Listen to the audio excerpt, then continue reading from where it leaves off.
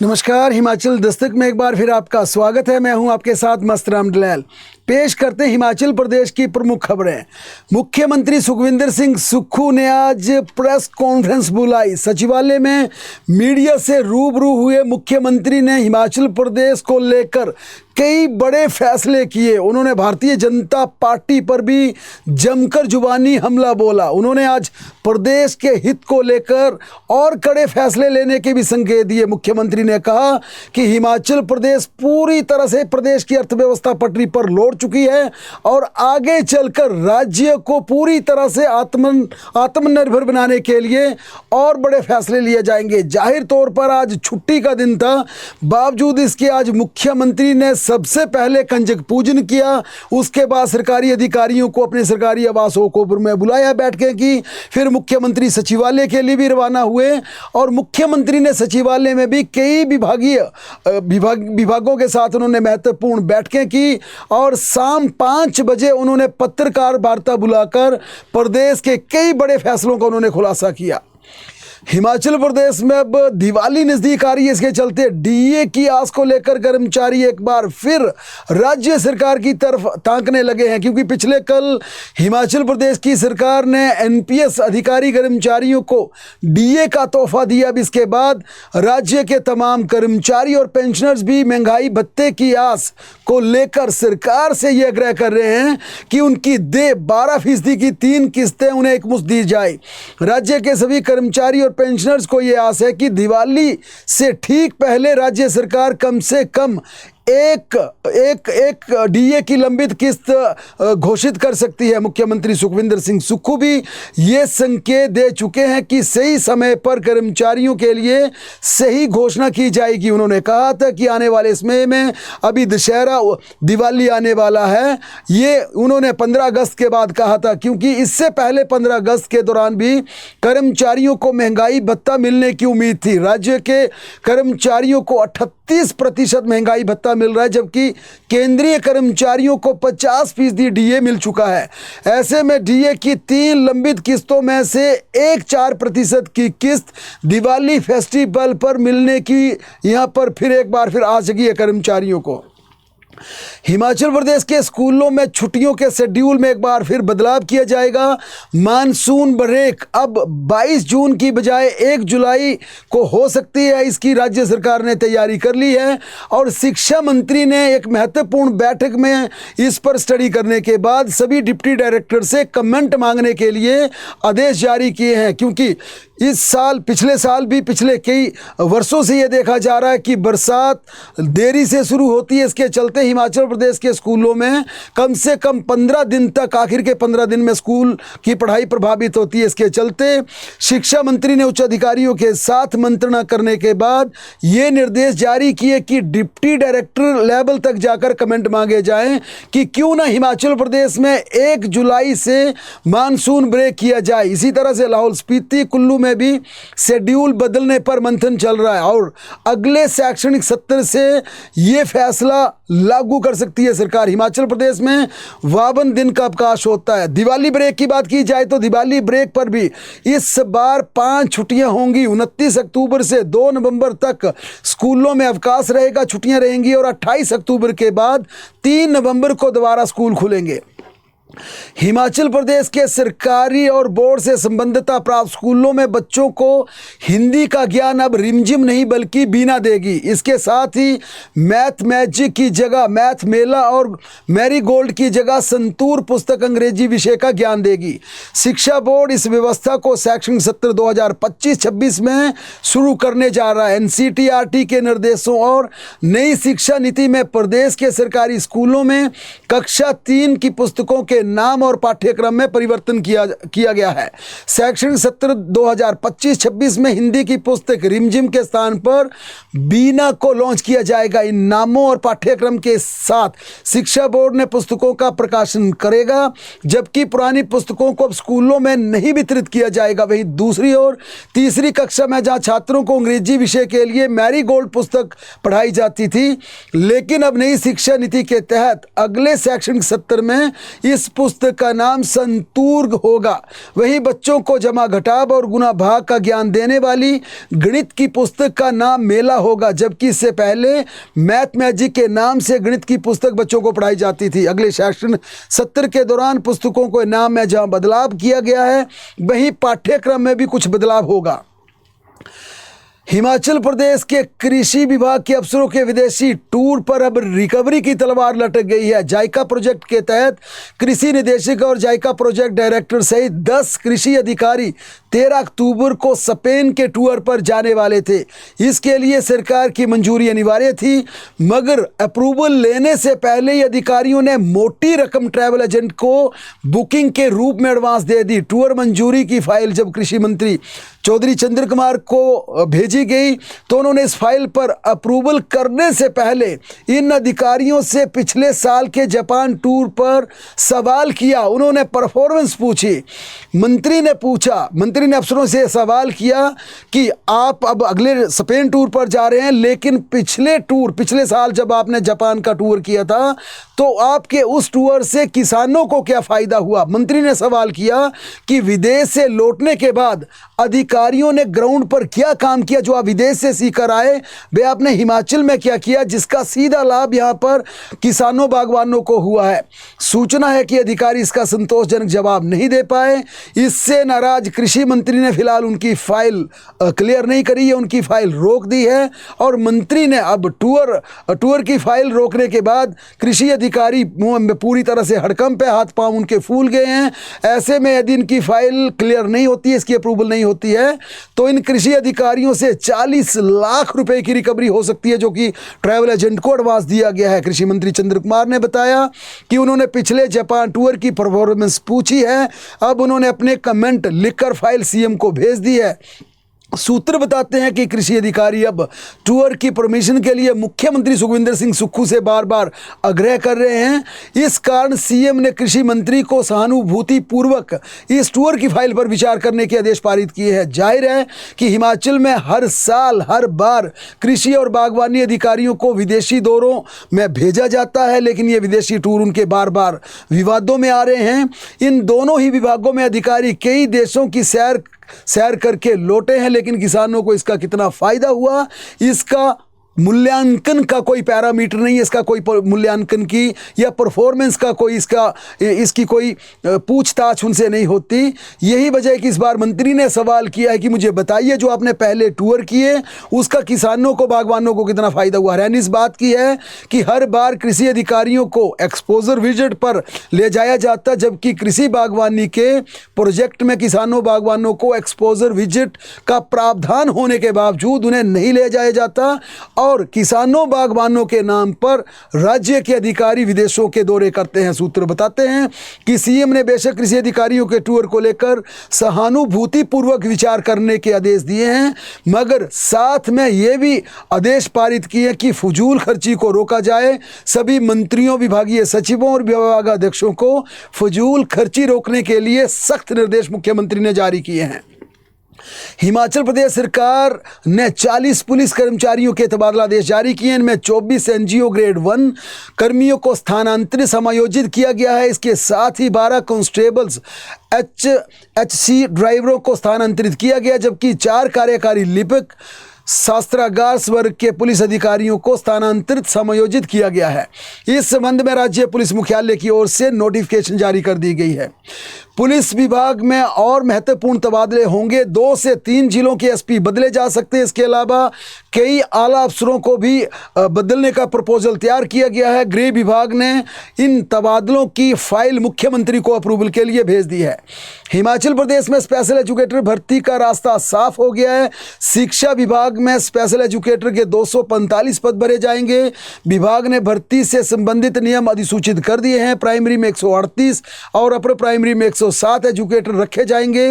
राज्य चयन आयोग हमीरपुर भर्ती करेगा। 18 से 45 वर्ष की आयु के तमाम युवा इसके लिए पात्र होंगे। हिमाचल में वर्ष 2003 के बाद पहली बार तृतीय श्रेणी यानी ग्रुप सी के पदों पर नियमित आधार पर भर्ती होने जा रही है। 21 साल से आयोग के माध्यम से अनुबंध पर ही भर्तियां हो रही थी। अब सुप्रीम कोर्ट और हाई कोर्ट के हस्तक्षेप के बाद होने जा रही स्पेशल एजुकेटर की भर्ती में पुरानी व्यवस्था बदल दी गई है। भविष्य में भर्ती नियमों में अनुबंध आधार पर नियुक्तियां करने का प्रावधान रखा गया है। शिमला की संजौली मस्जिद के अवैध निर्माण को गिराने के नगर निगम आयुक्त के फैसले को हाई कोर्ट में चुनौती देने के ऑल हिमाचल मुस्लिम ऑर्गेनाइजेशन के दावों पर मुस्लिम समुदाय भड़क गया है। संजौली मस्जिद कमेटी ने इस मामले को तूल देने वालों और बालूगंज मस्जिद के इमाम के खिलाफ वक्फ बोर्ड से कार्रवाई की मांग की है। संजौली मस्जिद कमेटी के पूर्व प्रधान मोहम्मद लतीफ़ ने कहा कि वक्फ बोर्ड ने सभी मस्जिदों को सर्कुलर जारी कर साफ कहा है कि मस्जिदों में नमाज के अलावा कोई गतिविधियां नहीं की जाएंगी। ऐसे में बालूगंज मस्जिद में बीते बुधवार को ऑल हिमाचल मुस्लिम ऑर्गेनाइजेशन की मीटिंग कैसे आयोजित की गई। उन्होंने कहा कि बालूगंज मस्जिद के इमाम के खिलाफ कार्रवाई होनी चाहिए। दरअसल पिछले कल शिमला के बालूगंज की मस्जिद में मुस्लिम समुदाय की एक मीटिंग हुई। इसमें ऑल हिमाचल मुस्लिम ऑर्गेनाइजेशन का गठन किया गया। इस मीटिंग में एमसी आयुक्त के अवैध मस्जिद को गिराने के फैसले को चुनौती देने का फैसला लिया गया। इस पर संजौली मस्जिद कमेटी नाराज हो गई और कुछ लोगों पर शिमला का माहौल खराब करने का आरोप भी लगाया। संजौली मस्जिद कमेटी और वक्फ बोर्ड ने खुद नगर निगम आयुक्त को लिखित रूप से ये कहा था, यदि कोर्ट अवैध निर्माण गिराने के आदेश देता है तो वे खुद मस्जिद के अवैध हिस्से को हटाने के लिए तैयार हैं। इस आधार पर नगर निगम आयुक्त ने अवैध हिस्से को तोड़ने के आदेश पारित किए थे। लेकिन अब ऑल हिमाचल मुस्लिम ऑर्गेनाइजेशन जो कि यहाँ पर गठित हुई है, उसका कहना है कि कुछ लोगों ने दो गुटों की आपसी लड़ाई को सांप्रदायिक रंग दे दिया। फिर एमसी आयुक्त ने कुछ संगठनों के दबाव में आकर संजौली मस्जिद की फाइल को खोला और संबंधित पार्टी को कोर्ट में ना बुलाकर ऐसे आदमी को बुलाया जिसने डर में आकर मस्जिद को गिराने की पेशकश कर डाली। ऐसी पेशकश करने वाले व्यक्ति के लिए किसी ने अधिकृत नहीं किया था। उन्होंने कहा कि आयुक्त ने ये नहीं देखा कि कौन पार्टी है, किसको पार्टी बनाया गया है। एक दो लोगों की राय के आधार पर नगर निगम ने फैसला पारित कर दिया। उन्होंने कहा कि यहाँ पर समुदाय की इबादत गाह को नुकसान पहुँचाने का प्रयास किया जा रहा है, इसे हाई कोर्ट में चुनौती जीत जाएगी। यानी साफ शब्दों में जिसके लिए पहले तैयार हुए थे अवैध हिस्से को गिराने के लिए, अब समुदाय के लोगों ने इस फैसले को हाई कोर्ट में चुनौती देने का फैसला लिया और कहा कि इस हिस्से को ऐसे नहीं गिराने दिया जाएगा। नगर निगम का फैसला गलत था।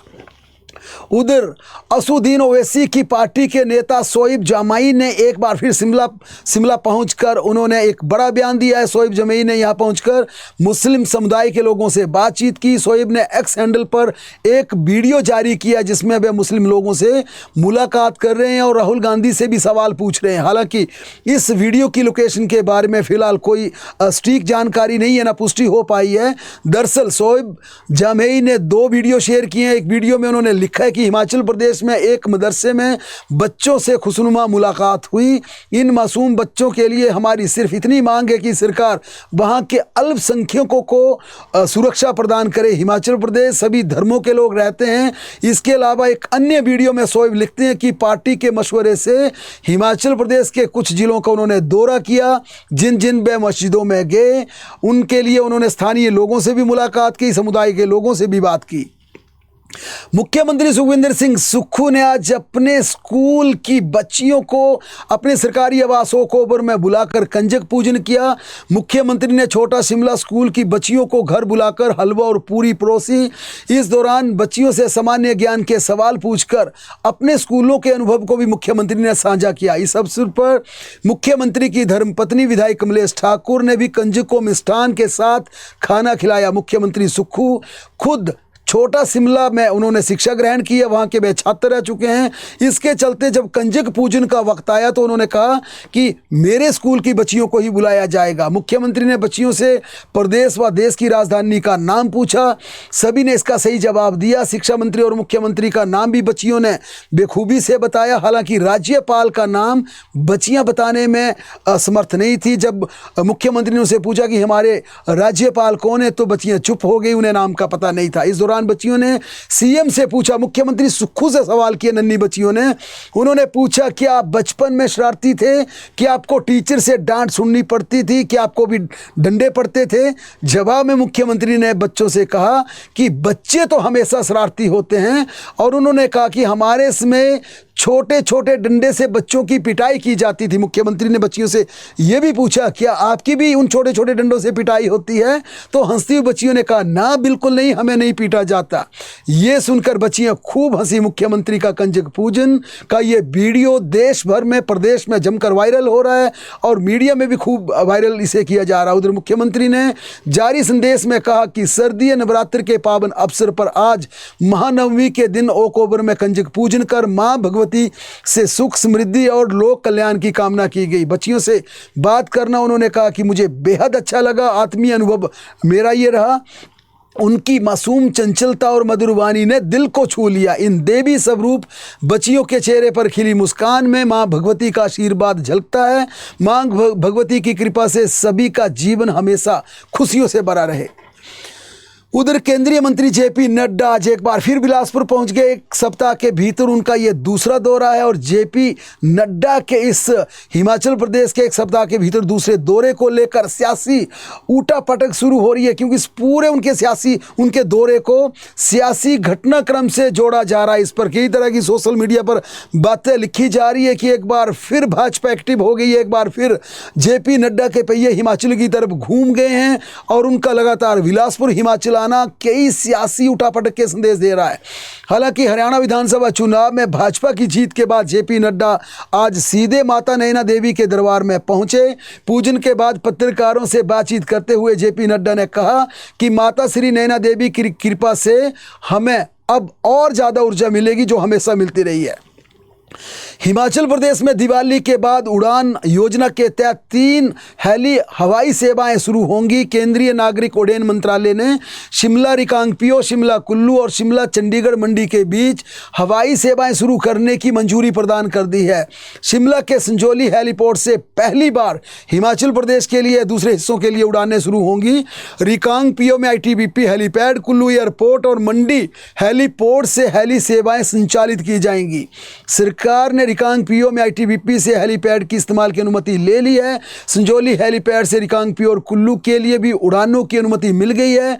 संजौली हेलीपैड का जून में DGCA, director general of civil aviation की टीम ने निरीक्षण किया था और हेलीपैड की व्यवस्था को संतोषजनक बताया था।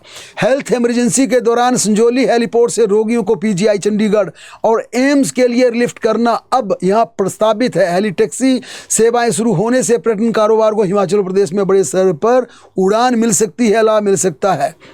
इसके अलावा दूर दराज के क्षेत्रों में आपस में जोड़ने के लिए भी इसे बड़े स्तर पर सहायता मिलेगी, मदद मिलेगी। और ये हिमाचल प्रदेश में लंबे समय से उड़ान योजना को शुरू करने का अभियान था और अब इसे मंजूरी मिलने के बाद साफ तौर पर अब हिमाचल प्रदेश में पर्यटन विभाग के अनुसार सेवाओं से हिमाचल के दूर दराज क्षेत्रों में आपस में जोड़ने को मदद मिलेगी। हमीरपुर जिला में जल शक्ति विभाग में सेवाएं दे रहे आउटसोर्स कर्मचारियों को हटाया गया। कुछ एक कर्मचारी हटाए गए हैं, ऐसा कर्मचारी ने एक आरोप लगाया है। इन कर्मचारियों का एक प्रतिनिधि मंडल उपायुक्त अमरजीत सिंह से मिला।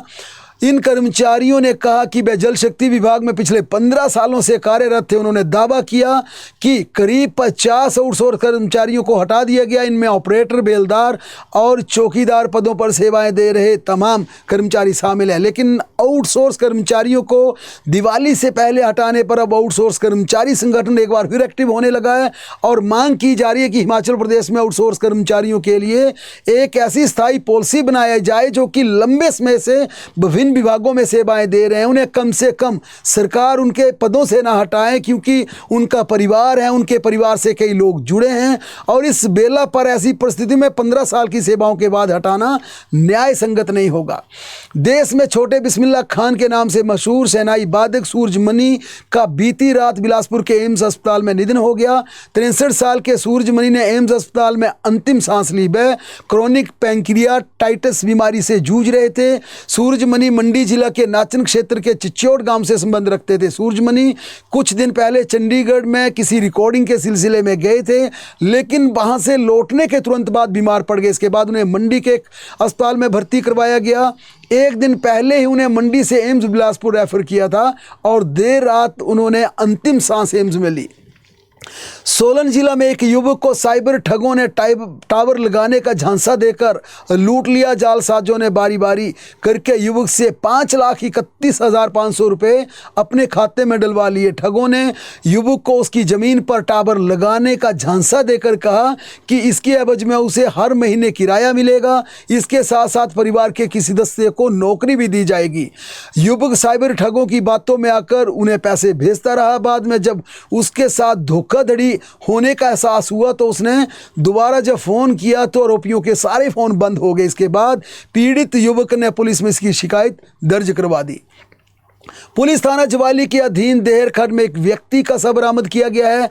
आज सुबह लोगों ने देहरखड्ड में तैरते हुए शव को देखा तो इसकी सूचना पुलिस को दी। इस पर पुलिस ने कार्रवाई करते हुए शव को बरामद कर लिया और परिजनों के हवाले कर दिया। एसपी नूरपुर अशोक रतन ने बताया कि देहरखड्ड में हवाल गांव के 42 वर्षीय राकेश कुमार का शव बरामद किया गया है।